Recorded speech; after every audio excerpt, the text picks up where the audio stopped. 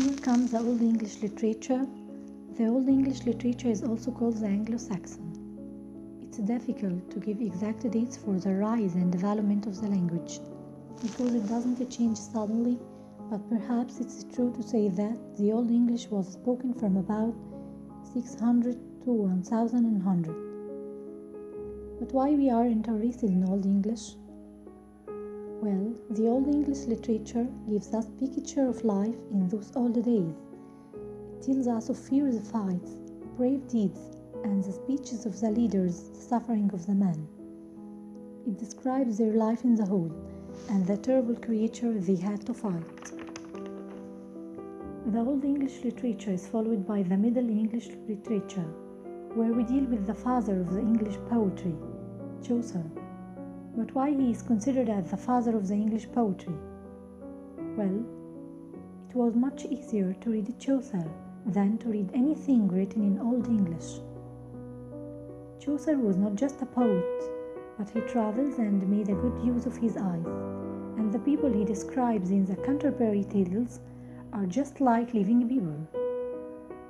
Oh, but what is the Canterbury Tales? Okay, the Canterbury Tales is a poem by Chaucer. It's about 17,000 lines. Actually, it's half of Chaucer's literary work. It tells us about pilgrims. They agreed to tell their stories in order to pass their time in the journey. And from the stories we get to know the pilgrims themselves. Now comes the Elizabethan period, which I believe to be the most interesting period in the English literature. It's full of stories that deals with human, their character, their choices, their evil and their good. One of the stories is The Jew of Malta. The Jew of Malta is a violent drama.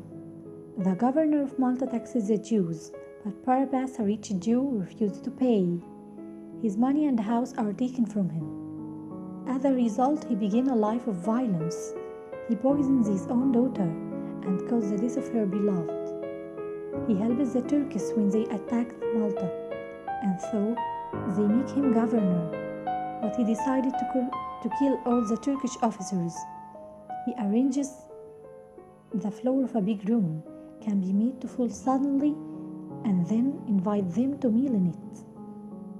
He wants to destroy them while they were eating, but an enemy makes his secret known, and he himself is thrown down below the floor into a vessel of boiling water. Another story is Dr. Faustus. The play based on a well-known story of a man, his name is Faustus, who sold his soul to the devil so as to have power and riches in life. Faustus agrees to give his life to the devil in return for 24 years of splendid life. When the death is near and Faustus is filled with fear, here is a highlighting of a terrible description of fear. One of the things that Faust orders the devil to do for him is to bring back from the dead the beautiful Helen of Troy. This was the Old English literature. Thanks for watching. Bye bye.